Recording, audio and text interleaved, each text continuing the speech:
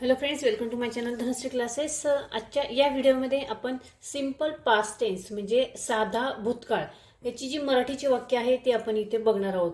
ही जी वाक्य आहेत मराठीची ती आपल्याला इंग्रजीमध्ये इथे करायची आहे. आणि साध्या भूतकाळाचं जे स्ट्रक्चर आहे, सिंपल पास्ट टेन्सचं जे स्ट्रक्चर आहे म्हणजे जी वाक्य रचना आहे मराठी वाक्य इंग्रजीमध्ये करताना कशा पद्धतीने वाक्य रचना वापरायची ती आहे बघा. अगोदर सुरुवातीला येईल सब्जेक्ट म्हणजे या वाक्यातील येतो कर्ता. त्यानंतर येतं क्रियापदाचं दुसरं रूप म्हणजे व्ही टू, व्हर्बचं दुसरं रूप. आणि त्यानंतर येतं ऑब्जेक्ट म्हणजे उरलेलं वाक्य. ठीक आहे. तर आता हे जे स्ट्रक्चर दिलेलं आहे या स्ट्रक्चरनुसार आपण वाक्य कशा पद्धतीने करायचे. तर पहिलं वाक्य बघूया.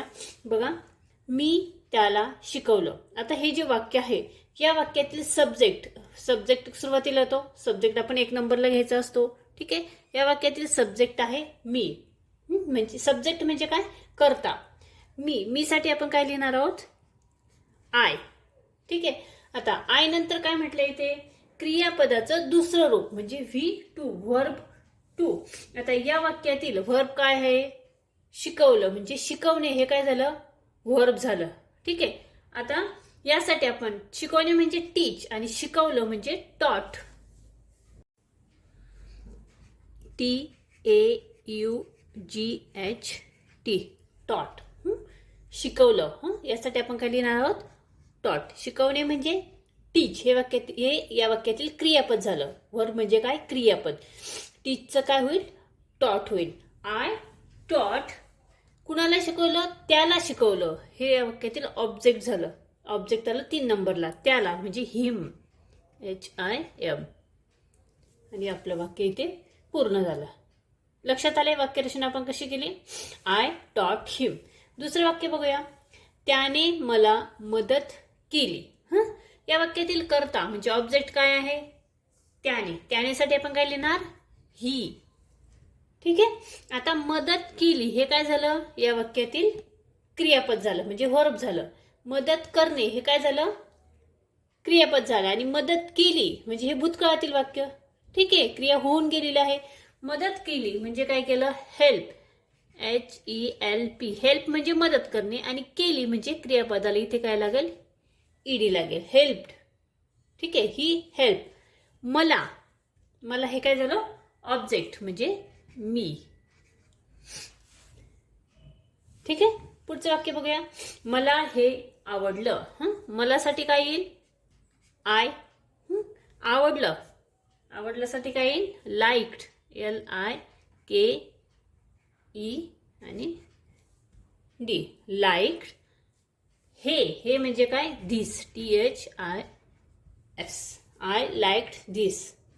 पुढचं बघा. मला हे समजलं. मला म्हणजे काय, आय. समजलं म्हणजे काय, अंडरस्टँड. आणि समजणे म्हणजे अंडरस्टँड. आणि समजलं म्हणजे अंडरस्टूड, UNDERSTOOD,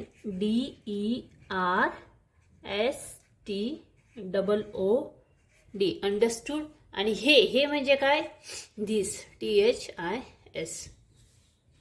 नेक्स्ट बघा. मला असं वाटलं. हे वाक्य कसं लिहिणार आपण, मला. हे वाक्यातील कर्ता झाला, मला म्हणजे आय. आता वाटलं. वाटणे म्हणजे काय, वाटलं म्हणजे thought, THOUGHT. I thought so. असं म्हणजे सो. ठीक आहे. मला असं वाटलं, आय थॉट सो. मी त्याला सांगितलं. हे वाक्य कसं लिहिणार आपण, मी त्याला सांगितलं. मी म्हणजे कर्ता, सब्जेक्ट, आय. आणि सांगणे म्हणजे काय, टेल. आणि सांगितलं म्हणजे टोल्ड, TOLD.